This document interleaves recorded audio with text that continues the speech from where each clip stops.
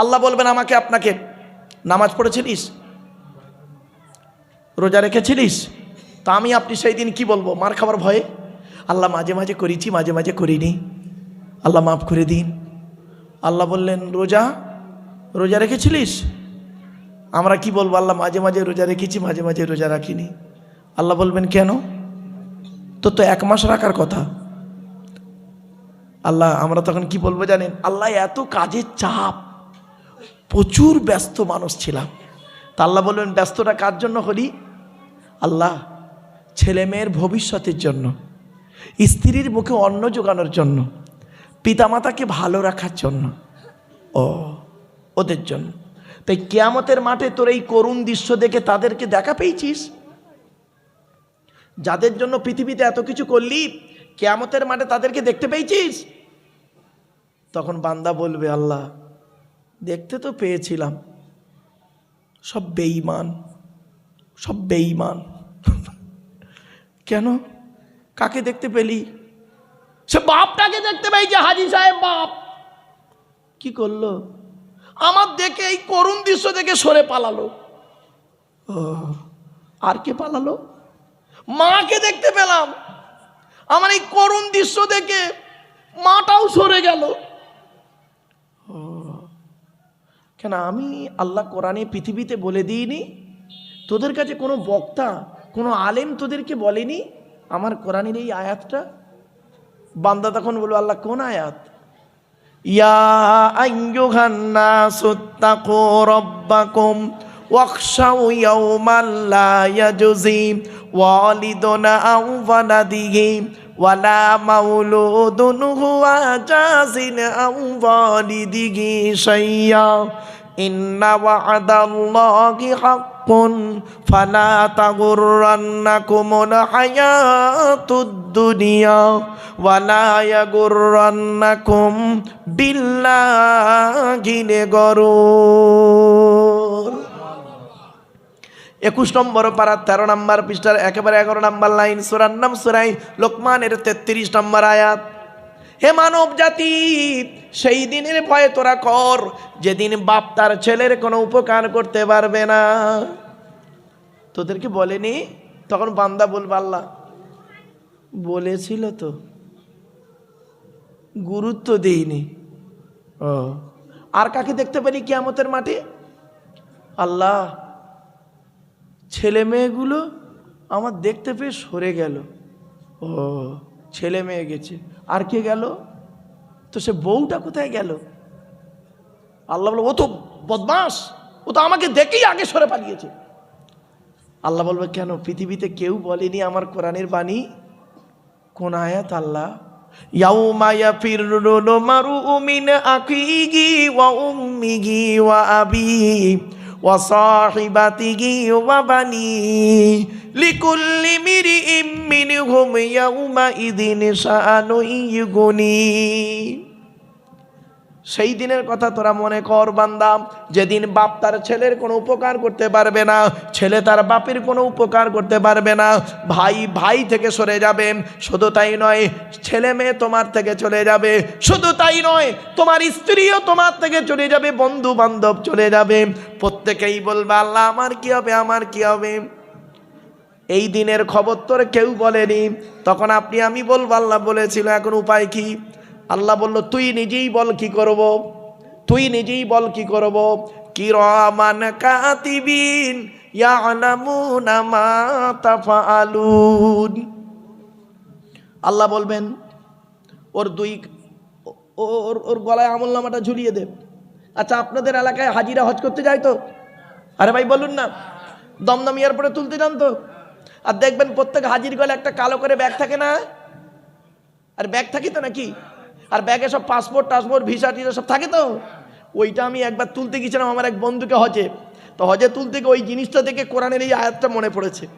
কিয়ামতের মাঠে আল্লাহ কি করবে শুনুন, ওয়াকুল্লা ইনসানিন আলজামনাহু তাইরাহু ফি উনুকিহি ওয়া নুখরিজু লাহু ইয়াউমাল কিয়ামাতি কিতাবান ইয়ালকাহু মানশুরা ইকরা কিতাবাকা কাফা বিনাফসিকাল ইয়াউমা আলাইকা হাসিবা।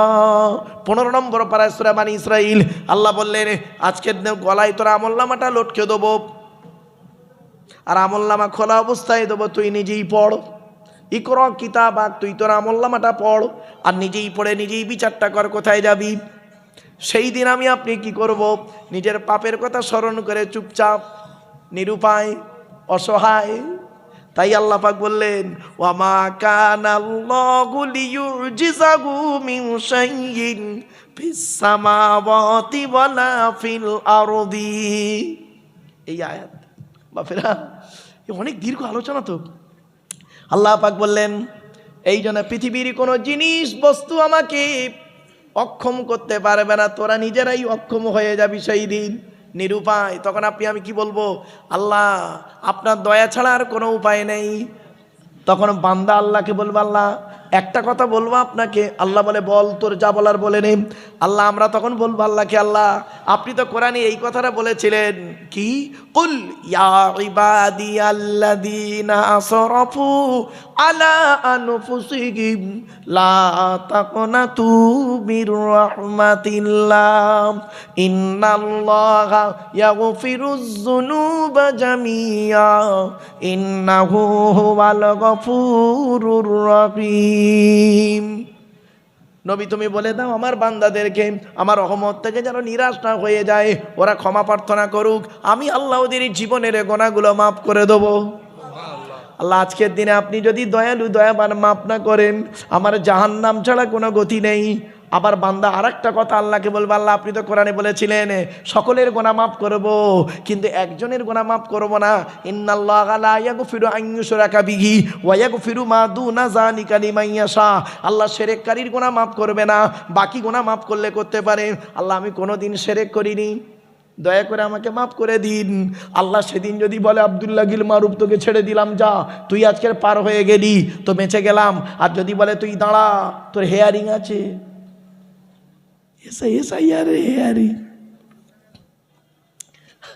আজকের এখন আপনারা হেয়ারিং শুনে বুক কেঁপে গেল আপনাদের। হ্যাঁ, আর 2017 সাল 18 সাল আর 19 সাল এই 3 বছর আমি ভারত পশ্চিমবাংলায় যত জলসা করেছি, জলসা করতে করতে 2 ঘন্টা 3 ঘন্টা 4 ঘন্টা ওয়াজ করতে করতে বলেছিলাম একটা কথা, আপনাদের মনে পড়ছে কিনা দেখুন। আমি ঠিক এইভাবে বলেছিলাম, বাবাজিরা আজকের জলসা শোনার পর বাড়ি যাবেন, বাড়িতে গিয়ে কাল সকালবেলা জন্ম certificate, Aadhaar card, voter card, PAN card, জমির দলিল, পাসপোর্ট, ড্রাইভিং লাইসেন্স, পঞ্চায়েতের রেসিডেন্সিয়াল সার্টিফিকেট আর 1971-এর আগে কোনো দলিল আপনার নামে অথবা আপনার বাপের নামে, আর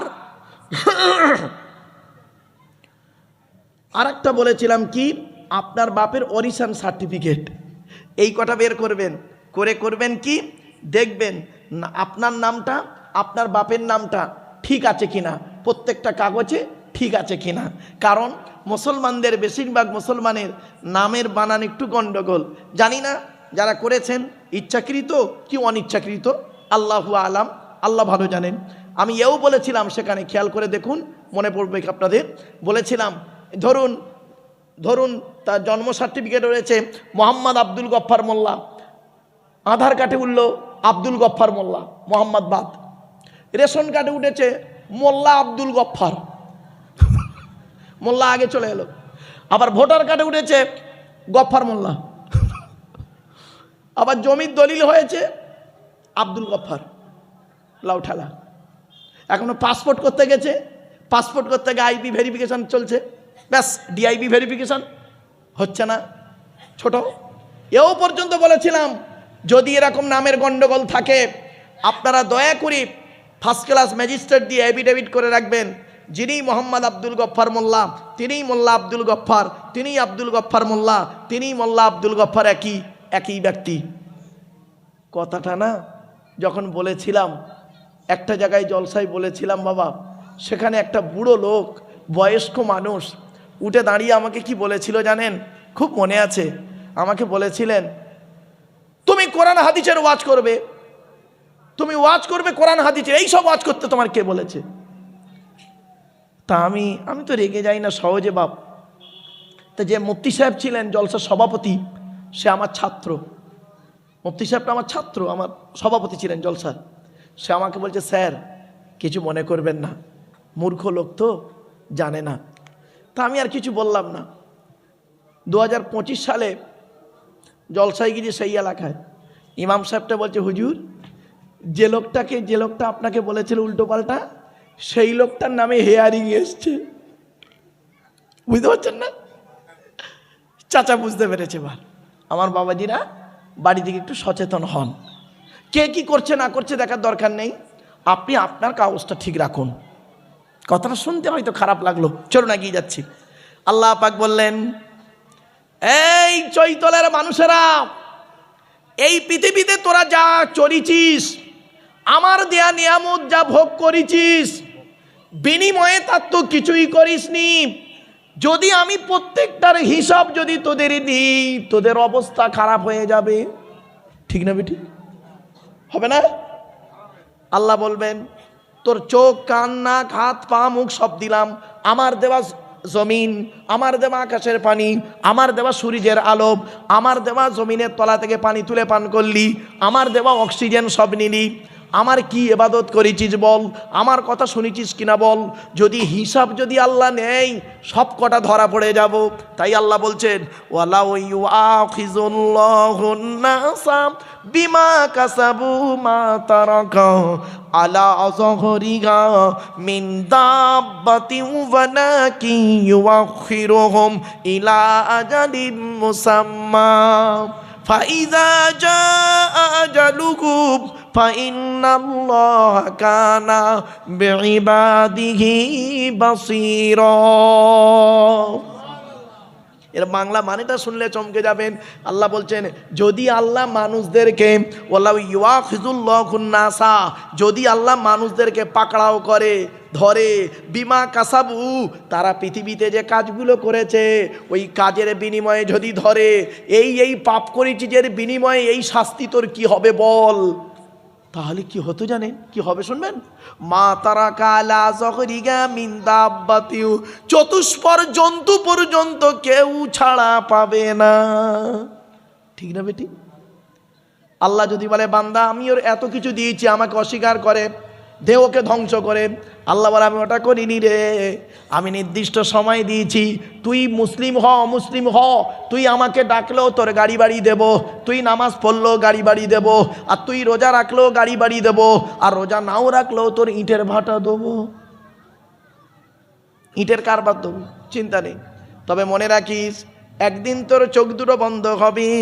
ওয়ালাকিন ইউআখিরুহুম ইলা আজালিম মুসাম্মা, আমি একটু নির্ধারিত সময় দিয়েছি, একটা নির্দিষ্ট তারিখ পর্যন্ত তোদের সময় দিয়েছি।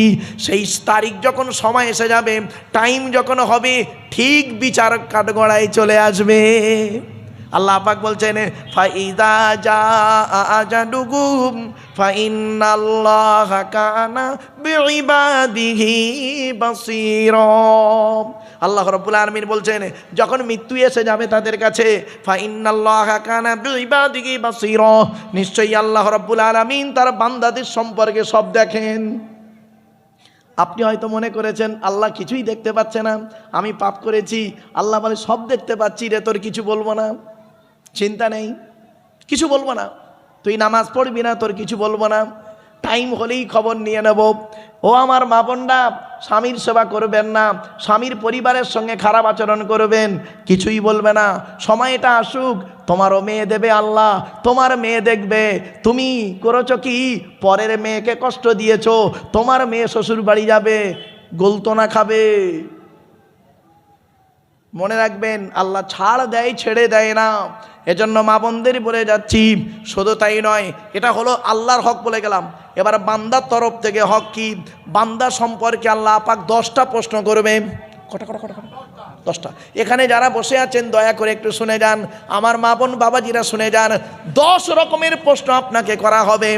এই 10টা প্রশ্নের উত্তর যদি আপনি পেয়ে যান, তাহলে কালকে সকালবেলা ঘুম থেকে উঠে বলবেন, ইনশাআল্লাহ আমি জান্নাতি। 10টা কি শুনে নিন। 1 নম্বর আল্লাহ বলবেন কিয়ামতের মাঠে, এদিকে স্বামী হিসাবে কতটা দায়িত্ব পালন করেছিস পৃথিবীতে। স্বামী যারা হয়েছেন পৃথিবীতে কতটা দায়িত্ব পালন করেছেন।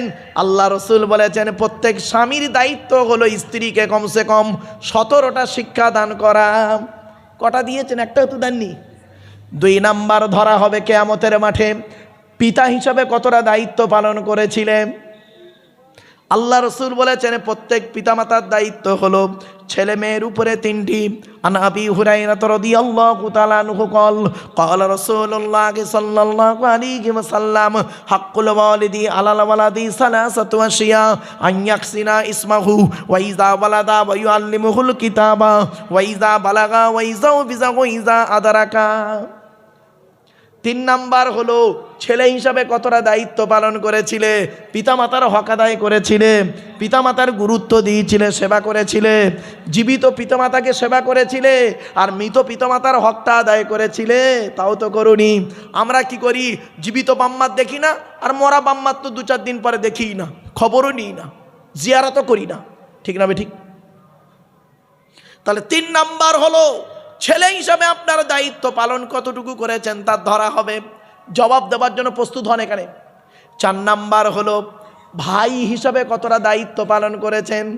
বোনের ফারাই যে অংশটা দিয়েছেন, বোনের ফারাই যে অংশ দিয়েছেন, কোরআনে বলা হয়েছিল লিজ্জাকারি মিসলু হাজ্জিল উনসাইনি। 4 নাম্বার হলো 5 নাম্বার হলো চাচা হিসাবে কতটা দায়িত্ব পালন করেছেন। চাচা বাম মারা গেছে, চাচা বেঁচে আছে, ছোট ছোট ভাইপোদের সম্পত্তি চাচা নিজের নামে রেকর্ড করে বসে আছি, বাবার হাজি সাহেব। 6 নাম্বারটা খুব ইম্পর্টেন্ট, দুলা ভাই হিসাবে কতটা দায়িত্ব পালন করেছো। কি কি কি কি বলেন আপনারা? দুলা ভাই বলেন না বোনাই বলেন, কোনটা? দুলা ভাই হিসাবে কতটা দায়িত্ব পালন করেছো। শালির সঙ্গে কিরূপ আচরণ করেছিলে। ওর সঙ্গে আর একজন ব্যক্তি জড়িত, তার নাম হলো দেবর। এই মা বোনেরা শুনে নিন, আল্লাহর নবীর কাছে একদিন নারীরা এসে বলছেন, ইয়া রাসূলুল্লাহ, পৃথিবীতে আমরা কাকে বেশি ভয় করব বলুন। আল্লাহর নবী বলেন, তোমরা মৃত্যুকে কেমন ভয় করো? বলছে মৃত্যুকে আমরা খুব ভয় করি। আল্লাহর নবী বললেন, মৃত্যুর মতো ভয় করবে দেওরকে। দেবর অনেক ভাবি আছে দেওরদের সঙ্গে গন্ডগোল করে। শুধু তাই নয়, আজকের এই জলসাকে কেন্দ্র করে দেবর ভাবির সঙ্গে বের হয়েছে ফুচকা খাবার নাম করে। খবরদার মা বোনরা খুব সাবধান হয়ে যান। চোখ দুটো বন্ধ হয়ে গেলে সব শেষে অন্ধকার নীরব নগরে আপনাকে যেতে হবে। তারপরে বলা হয়েছে কি, খালু হিসাবে কতটা দায়িত্ব পালন করেছেন, আর সাথে সাথে জামাই বাবু বা ফুপা হিসাবে কতটা দায়িত্ব পালন করেছেন। 8 নাম্বার হলো মামা হিসাবে কতটা দায়িত্ব পালন করেছেন। এখানে যত মামা বসে আছেন, কিয়ামতের মাঠে আপনাকে ধরা হবে মামা হিসাবে কতটা দায়িত্ব পালন করেছেন। 9 নাম্বার হলো দাদু হিসাবে কতটা দায়িত্ব পালন করেছেন। বাপের 4টে ছেলে, বড় ছেলেটা পয়সা দেয় বলে বড় ছেলের ছেলেকে খালি ভালো করে খাবার কিনে দিয়েছেন, আর ছোট ছেলের ছেলেটা নাতিটা তাকে দেখেননি। আপনার মতো দাদুকে আল্লাহ পাক কিয়ামতের মাঠে ধরবে। 10 নাম্বার হলো নানা হিসাবে কতটা দায়িত্ব পালন করেছেন। 4খানা মেয়ে আল্লাহ দিয়েছিল আপনাকে, বড় জামাইটা চাকরি করে বলে তার ছেলে মেয়ে নিয়ে যখন আসতো খুব ভালো ভালো খাবার খাওয়াতেন। ছোট জামাইটা গরিব, চাষবাসের কাজ করত, ও যখন বাচ্চা বউ নিয়ে আসতো কোনো গুরুত্ব আপনার ছিল না। মনে রাখবেন, এই 10টা প্রশ্নের উত্তর যদি আপনি ঠিক মতো দিতে পারেন, কিয়ামতের মাঠে বান্দার তরফ থেকে রেহাই পাবেন। তো আল্লাহ রাব্বুল আলামিন কোরআনে বললেন, এটা করো না, ওটা করো। মা আতাকুমুর রাসূলু ফাখুযুহু ওয়া মা নাহাকুম আনহু ফান্তাহু। আল্লাহ পাক বললেন, নবী যেটা তোমাদেরকে দেয় সেটাকে গ্রহণ করে নাও, যেটা থেকে বর্জন করতে বলে দূরে সরে থাকো। এটাই হবে আমাদের জন্য শ্রেষ্ঠ কাজ। আমাদের আলোচনার আজকের কোরআনের আলোচনা, তাফসিরুল কোরআনের মাহফিল, সূরা ফাতিরের আলোচনা। কোরআনের ওই আয়াতটা দিয়ে ইঙ্গিত করে দিলাম, ইয়া আইয়ুহাল্লাযীনা আমানু, হে ইমানদার বান্দাগণ, আতিউল্লাহ ওয়া আতিউর রাসূল ওয়া লা তুবতিলু আমালাকুম। সূরা মুহাম্মাদের আয়াত 26 নম্বর পারা। আল্লাহ বললেন, হে ইমানদার বান্দাগণ, আতিউল্লাহ, তোমরা আল্লাহর অনুসরণ করো, ওয়া আতিউর রাসূল, রসুলকে অনুসরণ করো। তাহলে কি হবে? ওয়ালা তুবতিলু আমালাকুম, তাহলে তোমাদের কোনো আমলকে আল্লাহ বরবাদ করবে না। জোরে বলুন সুবহানাল্লাহ। আমরা আল্লাহর বিধান নবীর হাদিসকে ছেড়ে দিয়েছি, ছেড়ে দিয়ে তৃতীয় কোনো পথের অনুসরণ যখনই করতে যাবে, যে জাতি যে ব্যক্তি সে যেই শ্রেণীর লোক হোক না কেন, তার উপরেই বিপদ আপদ মুসিবত আসবেই। বাস্তব কথা বললাম। হয়তো আপনি বলতে পারেন তাহলে এজমা কেয়াসটা কি বাইরে? না, ওই কোরআন এবং হাদিসের একটা পাঠ হলো এজমা এবং কেয়াস, এটা মাথায় রাখুন। তো আজকের আমরা শুরু করছি। কোরআন শুরু করতে গেলে কি করতে হবে?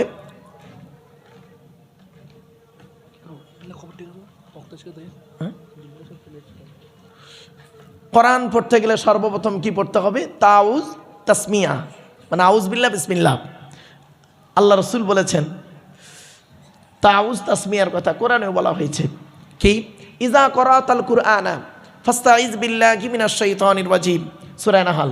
আল্লাহ বলছেন তুমি যখন কোরআন পড়বে, ইজা করাতাল কুরআনা, যখন তুমি কোরআন পড়বে, ফাস্তাইজ বিল্লাহি মিনাশ শাইতানির রাজিম, সুতরাং শয়তান মারদুদ হইতে আল্লাহর কাছে পানাহ চেয়ে নাও। তো আমার বাপেরা একবার করজোড়ে নিবেদন করছি, উচ্চ আওয়াজে একবার আউজ বিল্লাহ পড়া যাবে? একবার পড়ুন, আউযু বিল্লাহি মিনাশ শাইতানির রাজিম। আউজ বিল্লাহ পড়লাম, বিতাড়িত শয়তান মারদুদ হইতে আল্লাহর কাছে পানাহ চেয়ে নিলাম। আউজ বিল্লাহ পড়ার পরে কি পড়তে হয় বাবা? বিসমিল্লাহ তাসমিয়া। আল্লাহ নবী বলেছেন বিসমিল্লাহ। আচ্ছা, আগে কোরআন থেকে বলি। আল্লাহ রসুল, আল্লাহ পাক কোরআনে বলেছেন ওই খাবারটা তোমরা খেও না যাতে আল্লাহর নাম নেওয়া হয়নি, ওই খাবার তোমরা খেও না, তোমাদের জন্য হারাম। আর রসুল বললেন কুল্লু আমরিন জিবালিন লাম ইউবদা বিসমিল্লাহির রহমানির রহিম ফাহু আফতার। আল্লাহ নবী বলেন প্রত্যেকটা কাজ যখন শুরু করবে বিসমিল্লাহ দিয়ে শুরু করবে, আর বিসমিল্লাহ ছাড়া যদি ওই কাজ শুরু হয় তাহলে ওতে কোনো বরকত হবে না, ওটা হবে লেজ কাটা। তাই একবার উচ্চ আওয়াজে আন্তরিকতা নিয়ে বিসমিল্লাহ পড়া যাবে? একটু পড়েন, বিসমিল্লাহির রহমানির রহিম। এর বাংলা মানে কি? আল্লাহর নামের সঙ্গে যিনি পরম দয়ালু দয়াবান।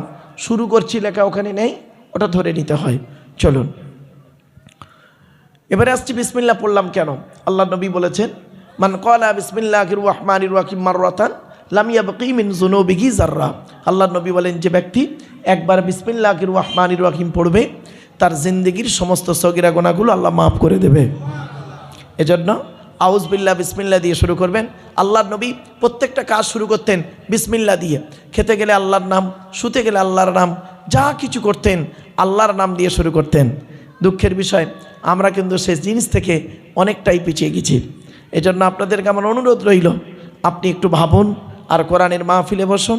আজকের বিভিন্ন দিক থেকে বিভিন্ন অ্যাঙ্গেলে আলোচনা রাখবো ইনশাআল্লাহ। একবার নবীর উপরে দরুদ শরীফ, আল্লাহুম্মা সাল্লি আলা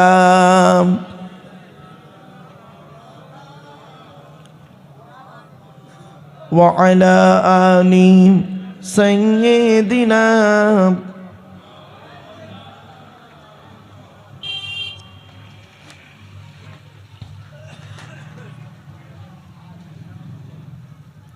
আমার বাপেরা, আমি আপনাদেরকে একটা প্রশ্ন করলাম না এখনই কিছুক্ষণ আগে, গায়েবের মালিক কে? আল্লাহ। এখানে আল্লাহ তাই বলছেন। আল্লাহ রাব্বুল আলামিন সব কিছু জানে। আজকের যে আয়াত শুরু হচ্ছে সে আয়াতটি হচ্ছে শেষ রুকু। এক রুকুই আছে আজকের, শেষ রুকু। এটা শেষ রুকু। এই শেষ রুকুটাই আজকে আপনাদের কাছে আলোচনা করলে ইনশাআল্লাহুল আজিজ সূরা ফাতির শেষ হয়ে যাবে। খুব বড় সূরাটা ছিল, কয়েক বছর ধরে আপনারা আলোচনা শুনে আসছেন। আজকের লাস্ট রুকুটা রয়েছে। আয়াতটা প্রথম পড়ি, ইন্নাল্লাহা আলিমু গায়বিস সামাওয়াতি ওয়াল আরদি ইন্নাহু আলিমুম বিযাতিস সুদূর। প্রথমে বাংলা মানেটা শুনে নিই। নিশ্চয়ই আল্লাহ আসমান এবং জমিনের গায়েবের সমস্ত খবর জানেন। জোরে বলুন। এমনকি ইন্নাহু আলিমুম বিযাতিস সুদূর, প্রত্যেকের অন্তরের খবরও আল্লাহ রাখেন। এখন প্রশ্ন হলো এই আয়াত দিয়ে অন্য আয়াতের ব্যাখ্যা কি আসছে দেখি। চলো, আল্লাহ বলছেন কোরআনে আয়াত, ইন্নাল্লাহা ইনদাহু ইলমুস সাআ ওয়া ইউনাজ্জিলুল গায়স ওয়া ইয়ালামু মা ফিল আরহাম ওয়া মা তাদরি নাফসুম মাযা তাকসিবু গাদা ওয়া মা তাদরি নাফসুম বিআইয়ি আরদিন তামুত ইন্নাল্লাহা আলিমুন খবীর। কি 21 নম্বর পারার সূরার নাম সূরা লোকমানের 34 নম্বর আয়াত। কিয়ামতের খবর একমাত্র আল্লাহই জানেন, মায়ের পেটে কি আছে একমাত্র আল্লাহই জানেন। শুধু তাই নয়, কোন মেঘে কতটা পানি বর্ষণ হবে বান্দা কারোর বলার ক্ষমতা নাই। 4 নাম্বার হলো আগামীকাল বান্দা কি খাবার খাবে, কোথায় খাবে, কেমন করে খাবে, এ বলার ক্ষমতা তোমার নাই। 5 নাম্বার হলো ওয়ামা তাদরি নাফসুম বিআইয়ি আরদিন তামুত, কোন জমিনে কোথায় কিভাবে তোমার মৃত্যু হবে তুমি জানো না।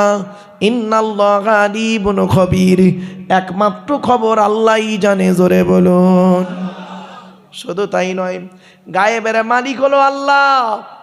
ওয়া ইনদাহু মাফাতিহুল গায়বি লা ইয়ালামুহা ইল্লা হু ওয়া ইয়ালামু মা ফিল বাররি ওয়াল বাহরি ওয়া মা তাসকুতু মিন ওয়ারাকাতিন ইল্লা ইয়ালামুহা।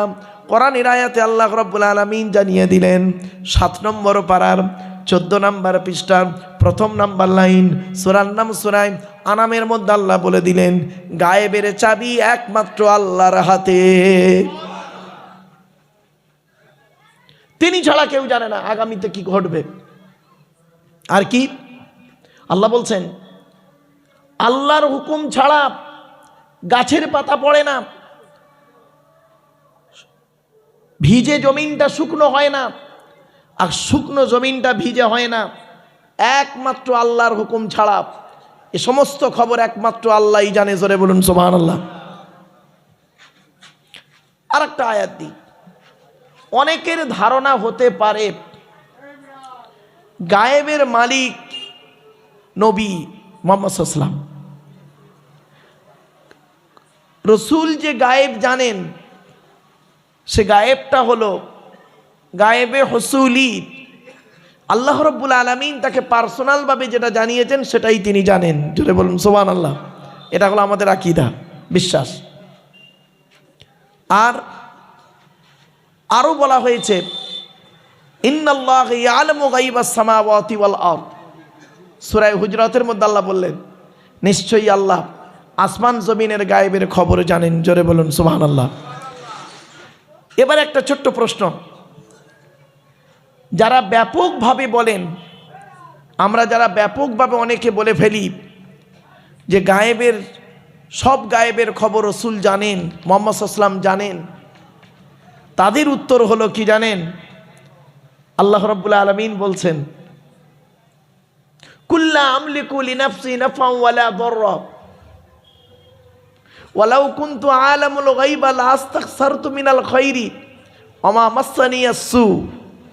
আল্লাহ পাক বলছেন 9 নম্বর পারা 14 নম্বর পৃষ্ঠা 1 নম্বর লাইন, সূরার নাম সূরা আরাফ।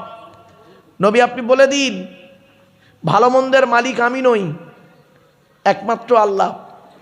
যদি আমি গায়েবের খবর জানতাম তাহলে ভালো ভালো কাজগুলো আমি আগেই করতাম, কোনো জিনিস আমাকে অশুভ জিনিস আমাকে স্পর্শ করতে পারতো না।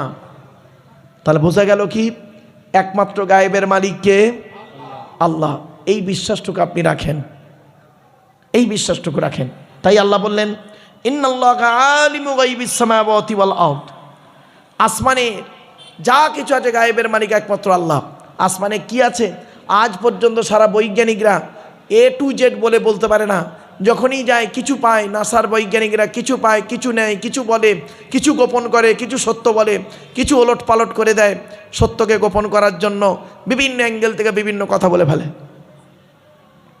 আবার জমিনের মধ্যে কি আছে একমাত্র গায়েবের মালিক আল্লাহ। এই জমিনের তলায় কি কি আছে বৈজ্ঞানিকরা গবেষণা করে কিছু পাচ্ছে, কিছু বলছে, কিছু রাখছে। আবার সত্যটা প্রকাশ করে দিলে হয়তো ইসলাম গ্রহণ করে ফেলবে। এজন্য আবার অনেকে কি করছে, কোরআনের ভুল বের করতে গিয়ে ইসলামের কালেমা পড়ে মুসলমানও হয়ে যাচ্ছে। এরকম বহু ঘটনা আছে, বহু ব্যক্তির নামও আছে, ওদিকে আলোচনা যাচ্ছে না। এরপরে আল্লাহ বললেন ইন্নাহু আলিমুম বিযাতিস সুদূর, নিশ্চয়ই আল্লাহ রাব্বুল আলামিন অন্তরের খবর রাখেন। আপনি এখানে বসে আছেন কি নিয়ত নিয়ে, আমি এখানে এসেছি কি নিয়ত নিয়ে, আমি আমারটা জানি, আপনি আপনারটা জানেন। মনে রাখবেন, পাপ জানে মন, মা জানে বাপ। পাপ জানে মন, মা জানে বাপ, কথাটা মাথায় রাখবেন। অতএব অন্তরটাকে ঠিক রাখুন, আল্লাহর উপরেই রাখুন বিশ্বাসটা, তাহলে আপনি ঠিক জায়গায় দাঁড়িয়ে থাকবেন। আর যদি আপনি অন্তর্যামীকে অন্য জায়গায় অন্যকে কাউকে স্থান করে দেন, তাহলে আপনি সমস্যায় পড়বেন, এটা মনে রাখবেন। আল্লাহ এবং রসুল সম্পর্কে কি ধারণা রাখতে হবে আমাদের? এই যে সমস্যাটা উঠল, সমাধান করে দিচ্ছি। কি ধারণা রাখবেন? আল্লাহ হলেন খালিক, নবী হলো মখলুক। আল্লাহ হলেন সৃষ্টিকর্তা, এটা মাথায় রাখতে হবে আমাদের। আপনি এমন কিছু আবেগে করবেন না, আমি সেই বলেছিলাম আবেগ আর বিবেক, মনে পড়ছে? আবেগে এমন কিছু কথা বলে ফেলবেন না, এমন কিছু করে ফেলবেন না, নবীকে ভক্তি করতে করতে ইমানটা হারিয়ে ফেলবেন না। এখন আপনাকে প্রশ্ন হতে পারে, নবীকে ভক্তি করতে গিয়ে ইমান হারায়? তার দলিল প্রথমেই বলেছিলাম, ইহুদিদের হেদায়েতের জন্য উজায়ের নবীকে পাঠিয়েছিল। ইহুদিরা কি করলো? উজায়ের নবীকে ভক্তি করতে করতে আল্লাহর বেটা বানিয়ে দিল। মনে পড়ছে? বক্তব্য শুরুতেই বলেছিলাম কেন, এই কারণেই। আমি প্রথমে যে কথাগুলো বলি জিসটা বলে দিলাম, এবারে আস্তে আস্তে করে খোলাসা করব, ক্লিয়ার হয়ে যাবে। আর প্রথমেই যদি আমি শুরু করি, তাহলে আপনি বুঝতেই পারবেন না কি বলছে, সমস্যায় পড়ে যাবেন। এই জন্য মূল জিসটা আমি প্রথমে টুকটুক টুকটুক করে বলে দিয়েছিলাম। এজন্য আবেগ নিয়ে চলবেন না, বিবেক নিয়ে চলুন বিভিন্ন ক্ষেত্রে। আর একটা কথা আপনাকে বলি, যুবকদেরকে বলি, যুবক ভাইয়েরা এখন ওরা আবেগে চলে, কিন্তু 40 বছর বয়সের পরে না আর আবেগ থাকে না, ঠিক না বেঠিক? জাস্ট একটা 15-20 বছরের ছেলে এখনই যে কাজটা করবে, 40 বছরের বয়স্ক মানুষ সে কাজটা করতে গেলে 5 বার ভাববে। আপনি বয়স বলছেন, গত বছরে আলোচনা করেছিলাম যে আয়াতটা, সেই আয়াতটার কি ছিল জানেন? মনে আছে? যে উম্মতে মুহাম্মাদির গড় আয়ু কতদিন? মনে পড়ছে আপনাদের? এবার উম্মতে মুহাম্মাদির গড় আয়ু হলো, রাসূলুল্লাহ বলেছেন 60 থেকে 70। খুব কম লোকই 70-এর বেশি পায়, মানে হায়াত পায়। এর আগের আয়াতটা ছিল গত বছরে, এটা বলে শেষ করেছিলাম। আর এও পর্যন্ত একটা বলেছিলাম, একজন মানুষ রাসূলুল্লাহর কাছে এসে বলছেন, ইয়া রাসূলুল্লাহ, বেশি দিন বাঁচতে গেলে কি করতে হয়? তা রাসূলুল্লাহ বললেন, তোমার বয়স কত? তা লোকটা বললেন, আমার বয়স এই। দেখা গেল তার বয়সটা খুব অনেকটাই বেশি। তো নবীজি বললেন, তা তুমি বাঁচতে চাও কেন? বলছি এই এখনই মরে যাব। তা রাসূল বললেন, বেশি দিন বাঁচতে গেলে কয়েক কটা জিনিস পৃথিবীতে করো। 1 নাম্বার, ভালো ভালো কাজগুলো করো। 2 নাম্বার, আত্মীয়তা বিচ্ছেদ করো না। কি আত্মীয়তা বিচ্ছেদ করো না। আজকে আমি বেশ কিছু কথা বলবো মা বোনদের সম্পর্কে। মায়েরা বোনের একটু শুনবেন। আত্মীয়তা বিচ্ছেদ করার মূল একটা জিস্ট হলো মা বোনেরা। আজকের মা বোনদের সম্পর্কে আমি বেশ কিছু কথা বলবো, মা বোনেরা ভুল বুঝবেন না, আমাকে একটু ধৈর্যের পরিচয় দিন। এরপর আল্লাহ পাক বলছেন, সেই আল্লাহর গুণগান গাইবে যে আল্লাহ জমিনের মধ্যে তোমাদেরকে কি করেছে? খলিফা নিযুক্ত করেছে, প্রতিনিধি নিযুক্ত করেছেন। হুয়াল্লাযী জাআলাকুম খলাইফা ফিল আরদি ফামান কাফারা ফাআলাইহি কুফরুহু। অনেক আছে যে তাদের মধ্যে কুফরি করে, তার উপরেই সে কুফরির মধ্যেই থাকে। যে কুফরি করে, খবরদার আল্লাহকে অস্বীকার করবেন না, আল্লাহকে স্বীকার করুন। সৃষ্টিকর্তাকে আপনাকে স্বীকার করতে হবে। আপনি নিজে নিজে আসেননি, আপনাকে আনা হয়েছে। আপনি হলেন দুর্বল, আমি হলাম দুর্বল, আপনি হলেন দুর্বল। আপনি অস্তিত্বে ছিলেন না, আল্লাহ আপনাকে নিয়ে এসেছেন বিভিন্ন অ্যাঙ্গেলে। সে অ্যাঙ্গেলগুলো কি? আল্লাহ নিজেই বলছেন, আল্লাহু আখরাজাকুম মিন বুতুনি উম্মাহাতিকুম লা তা'লামুনা শাইয়্যা ওয়া জাআলা লাকুমুস সামআ ওয়াল আবসারা ওয়াল আফইদা। আল্লাহ বলছেন, আমি আল্লাহ তোদেরকে তোদের মায়ের পেটের ভিতর থেকে বের করেছি। লা তা'লামুনা শাইয়্যা, পৃথিবীর কোনো ভাষাই তুই জানতে না। ওয়া জাআলা লাকুমুস সামআ, শোনার জন্য কান দান করেছি। ওয়াল আবসারা, দেখার জন্য চোখ দান করেছি। ওয়াল আফইদা, বোঝার জন্য হৃদয় দান করেছি। জোরে বলুন সুবহানাল্লাহ। রব্বুল আলামিন বলছেন, এগুলো তোর দান করেছি, তোর অস্তিত্ব, তাহলে তুই কেমন করে আমাকে অস্বীকার করিস? কাইফা তাকফুরুনা বিল্লাহি ওয়া কুনতুম আমওয়াতান ফাআহইয়াকুম সুম্মা ইউমীতুকুম সুম্মা ইউহয়ীকুম সুম্মা ইলাইহি তুরজাউন। কেমন করে তোর আল্লাহকে অস্বীকার করিস? তোরে ছেলে নিষ্প্রাণ, কোনো অস্তিত্ব ছিল না পৃথিবীতে। আপনি ভাবছেন কি? দাঁড়ান। এরপর আল্লাহ পাক বললেন তারা কাফেরদের, অস্বীকারীদের কুফরিটা, অস্বীকারটা কি হয় জানেন? তাদের রবের প্রতি এমনভাবে অস্বীকার করে তারা, সেটাই তাদেরকে খুব বেরিয়ে দেয়। তারা মনে করে আমরা এতেই খুব ভালো আছি। আল্লাহ পাক বলছেন তাদের একমাত্র কি হয়, মানে পাপ ছাড়া তাদের কোনো কাজ নেই। এরপর আল্লাহ পাক বলছেন তারা হলো জাহান্নামী। যারা আল্লাহকে অস্বীকার করে তারা হলো জাহান্নামী। এক কথায় সহজ সরল ভাষায় বলছে, যেন সৃষ্টিকর্তাকে আপনি অস্বীকার করতে পারবেন না। আপনি আপনার পিতামাতাকে যেমন অস্বীকার করতে পারবেন না, তদ্রূপ সৃষ্টিকর্তাকে আপনি অস্বীকার করতে পারবেন না। সৃষ্টিকর্তা আপনাকে সৃষ্টি করেছেন বাপের পৃষ্ঠ হতে, মায়ের পেটে থেকে, এটাকে আপনাকে মানতেই হবে। আল্লাহ পাক বললেন ফামান কাফারা ফাআলাইহি কুফরুহু ওয়ালা ইয়াজিদুল কাফিরিনা কুফরুহুম ইনদা রাব্বিহিম ইল্লা মাক্তা ওয়ালা ইয়াজিদুল কাফিরিনা কুফরুহুম ইল্লা খাসারা। ক্ষতি ছাড়া কোনো ব্যাপার থাকে না তাদের। এই জন্য অস্বীকারীদের অবস্থা হলো আল্লাহকে স্বীকার করে নেওয়া, আর স্বীকার যদি না করেছে তাহলে হবে সে শয়তানের দল, আর শয়তানের দল কোনোদিন জয়লাভ করতে পারে না। কোরআনে বলা হয়েছে যারা আল্লাহকে অস্বীকার করে, নবীদেরকে অস্বীকার করে, নিজের জন্মকে, অস্তিত্বকে অস্বীকার করে, হায়াত মৌতকে অস্বীকার করে, তারা কি হলো? কাফির, কুফর করে, অস্বীকার করলো। কুফর শব্দের অর্থ কি? সত্যকে গোপন করা। আপনি সত্যকে গোপন করেছেন, অতএব আপনার ঠিকানা হবে জাহান্নাম। কোরআন জানিয়ে দিয়েছে। এরপর আল্লাহ পাক বললেন নবী আপনি বলে দিন তোমরা আল্লাহকে ছাড়া অন্য কাউকে যাদেরকে ডাকছো তারা কি পৃথিবীতে কোনো কিছু তৈরি করতে পেরেছেন? আল্লাহ বলছেন তুমি আল্লাহকে ছাড়া অন্য কাউকে ডাকছো, তারা কি পৃথিবীতে কিছু তৈরি করেছে? কিছুই করতে পারেনি। কুল আরাআইতুম শুরাকাকুমুল্লাযীনা তাদউনা মিন দুনিল্লাহ আরুনি মাযা খালাকু মিনাল আরদি আম লাহুম শিরকুন ফিস সামাওয়াত। তারা কি পৃথিবীতে কিছু তৈরি করেছে? কিছু অংশ করেছে? দেখাও আমাকে। জীবনে পারবে না। এ পৃথিবীর সব কিছু তৈরি করেছেন সৃষ্টিকর্তা আল্লাহ। কোরআনের প্রথমেই বলে দিয়েছে, আমি বক্তব্যের শুরুতেই বলেছিলাম, আল্লাহ পাক বলছেন এই পৃথিবীর সমস্ত জিনিস সৃষ্টি করেছি সুন্দর করে মানুষের জন্য বলে দিয়েছি। গাছপালা, তরুলতা, পশু পাখি, পাহাড় পর্বত, নদ নদী। আল্লাহ পাক বলছেন অতিলকাল আমসালু নাদরিবুহা লিন্নাস ওমা ইয়াকিলুহা ইল্লাল আলিমুন। কোরআনে আল্লাহ পাক বললেন এই আসমান, পৃথিবী, জমিন সৃষ্টি করেছি কাদের জন্য? মানুষের জন্য। মানুষের জন্য। অতিলকাল আমসালু নাদরিবুহা লিন্নাস ওমা ইয়াকিলুহা ইল্লাল আলিমুন। এগুলো বুঝবে কারা? আলেম লোকেরা বুঝবে, জ্ঞানী লোকেরা বুঝবে, জ্ঞানীরা এগুলো অনুভব করতে পারবে। সেজন্য আল্লাহ পাক কোরআনে 2 জায়গায় বলেছেন কি জানেন? আফালা ইয়াতাদাব্বারুন আল কুরআন।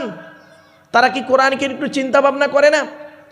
আপনি কোরআনকে একটু ভাবুন না, কোরআনকে একটু চিন্তা ভাবনা করুন, কোরআন পড়ুন। এই কোরআনকে নিয়ে সারা বিশ্ব গবেষণা করছে। আপনি কি জানেন?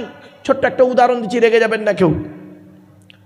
বর্তমানে ইহুদিদের সংখ্যা বেশি না মুসলমানদের সংখ্যা বেশি?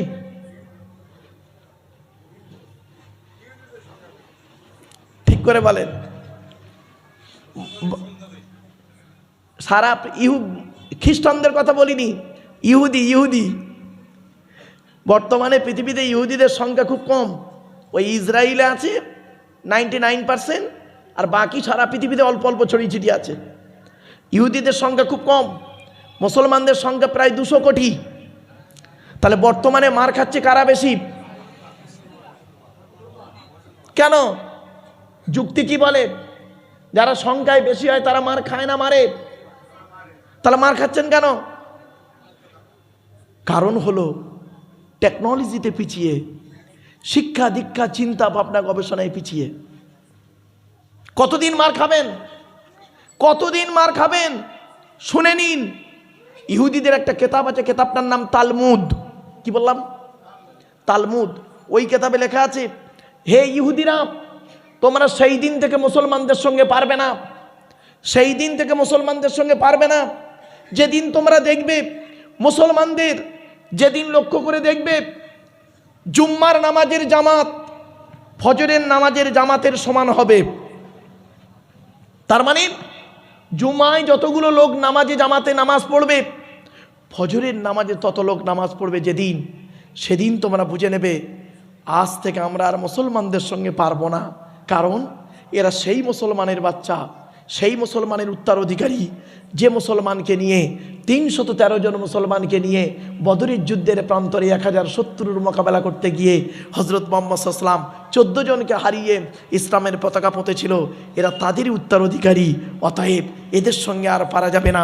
এরা চিন্তা ভাবনা গবেষণায় বিবেক বুদ্ধিতে অনেক উন্নত জায়গায় পৌঁছে গেছে।